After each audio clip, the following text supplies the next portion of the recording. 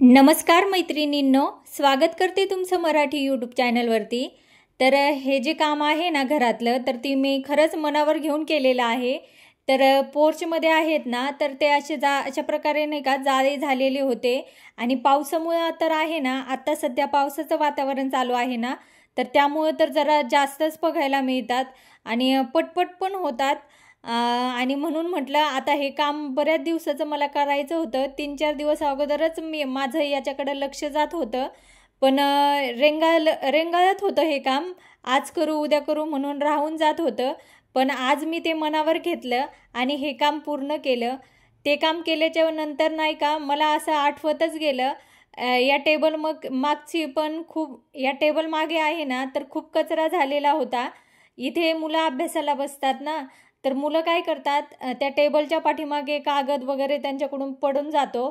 तर हे देखील मला 1-2 दिवसापासून माझ्या डोक्यामध्ये होतं की हे छान आपण क्लीन करून घेऊ एक दिवस, पण काही वेळच मिळत नव्हता। आणि आज मात्र मी मनावर घेतलं, म्हटलं नाही, आज कुठलंही काहीही असो पण हे आपण काम पूर्ण करायचं। आणि इथे आहे ना जरा मुलं पण मला मदत करतात टेबल वगैरे सरकवायला, आणि छान वाटतं आपल्याला जेव्हा मुलं असं काहीतरी मदत करतात।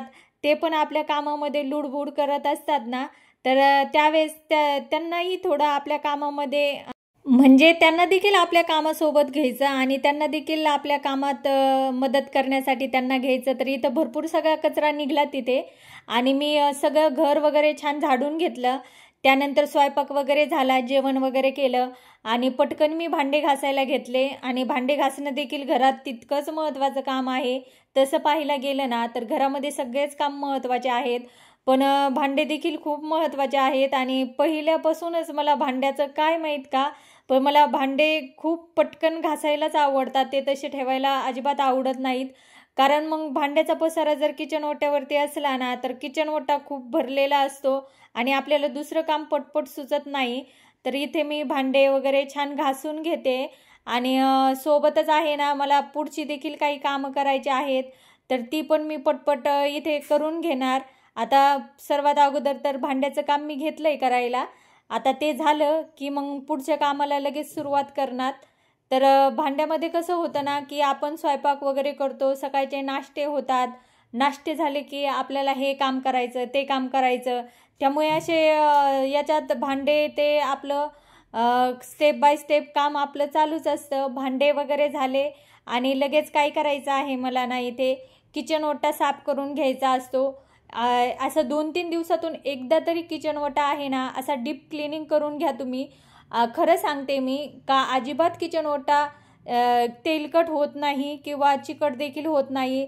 मला या घरामध्ये येऊन आहे ना जवळजवळ 4 ते 5 वर्ष झाले, पण कुठं देखील माझा किचन ओटा किंवा किचनची स्टाईल अजून देखील एक सुद्धा थोडंसं सुद्धा चिकटपणा कुठं मला जाणवत नाही।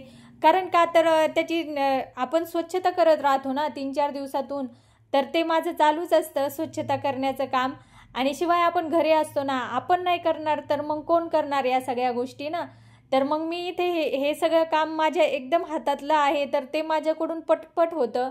पण जर एकदाच ते सगळं खराब होऊन गेलं ना आणि अचानक आपल्याला आठवण आली ना की आता आपल्याला किचन ओटा वगैरे सगळा क्लीन करायचा आहे, मग ते चिकट झालेले डाग आहे ना, आपण कितीही घासा कितीही साफ करा पण ते तितकं स्वच्छ आपल्याला दिसत नाही नव्यासारखं। म्हणून आहे ना, तर इथं आपण असा किचन ओटा, आपला गॅसची शेगडी अशा प्रकारे छान स्वच्छ ठेवायची, म्हणजे आपल्यालाही प्रसन्न वाटतं। आपल्या अवतीभोवतीचा जो परिसर आहे ना आणि आपल्या अवतीभोवतीच्या ज्या काही वस्तू आहेत त्या स्वच्छ असल्या ना, आपल्यासुद्धा माइंड खूप स्वच्छ म्हणजे चांगला असतो आणि आपण पण उत्साही आनंदी राहतो। आणि असं पहा ना, मुलांनी जर मनाने अभ्यासाला घेतलं ना तर किती छान वाटतंय ना, मला पण सेम तसंच वाटतंय। इथं आहे ना मुलीनी स्वतःहून, आज तिला मी बोलले पण नाही की तू अभ्यासाला बस म्हणून, तरी देखील ती अभ्यासाला बसली आणि खरंच सांगते खूप छान वाटलं तिला असं अभ्यासाला बसलेलं बघून। आणि त्यानंतर आहे ना खूप सगळे डाळिंब होते घरामध्ये, तर ते काय होतं ना, ते एकदा सोलून घ्यायचं आणि नंतर खायचं, तर मुलंही खात नाही आणि आपणही त्या खाण्याकडे लक्ष देत नाही, तर ते तसेच असे जिथं आपण ठेवलेत का तिथंच ते दिसतात। आणि म्हणून मी हे देखील आज मनावर घेतलं काम की म्हटलं नाही, आता मुलांना आता सुट्टी आहे ना, तर त्यांच्यासोबत आपण हे काम करायला घेऊ. सोबत मुलांसोबत छान गप्पाही होतात, छान पण आपला दिवस जातो आणि शिवाय मेन म्हणजे आपल्याला छान हेल्दी काहीतरी मुलांच्या पोटात जातं आणि मुलांच्या सोबत आहे ना आपण सुद्धा खात असतो, हे माझ्या लक्षात आलेलं आहे. म्हणून आहे ना मी काहीही गोष्ट मुलांसोबत खाण्याची असली ना तर ती मुलांसोबत करायला घेते. म्हणजे आपणही दोन घास पोटामध्ये टाकून घेतो, हेल्दी पौष्टिक असं काहीतरी फ्रूट्स वगैरे. नाहीतर आपण मम्मी लोक आहोत ना, तर ते जास्त या सगळ्या गोष्टीकडे लक्ष देत नाही. एकदा जेवण केलं की आपलं झालं. पण मी काही दिवसापूर्वीपासून आहे ना तर व्यवस्थित जेवणाकडे लक्ष देत आहे आणि त्याचा मला खरंच सांगते खूप फायदा देखील होत आहे आणि सोबत मुलांना देखील होत आहे.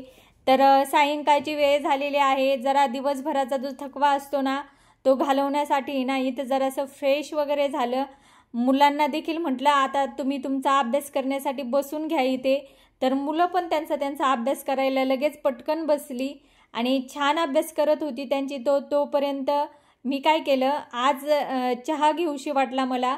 वातावरण ढगाळ झालेलं होतं बाहेर आणि चहा तर तसा मी काही घेतच नाही, पण आज घ्यावासा वाटला म्हणून मी पटकन काय केलं, थोडासाच घेतला. दुधाचा चहा मी घेतला नाही.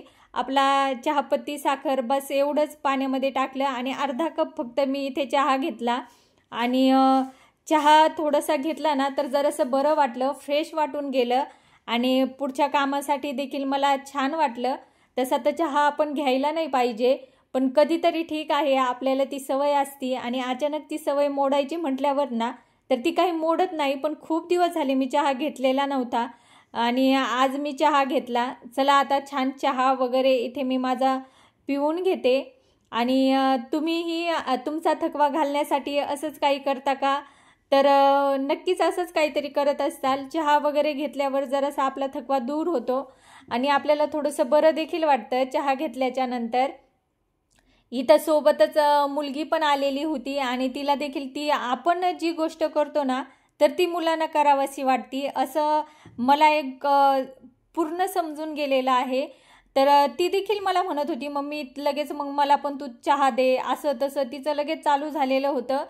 तर असा होता आजचा व्हिडिओ कसा वाटला? व्हिडिओ आवडल्यास प्लीज व्हिडिओला लाईक शेअर आणि चॅनलला सबस्क्राईबर करा. धन्यवाद.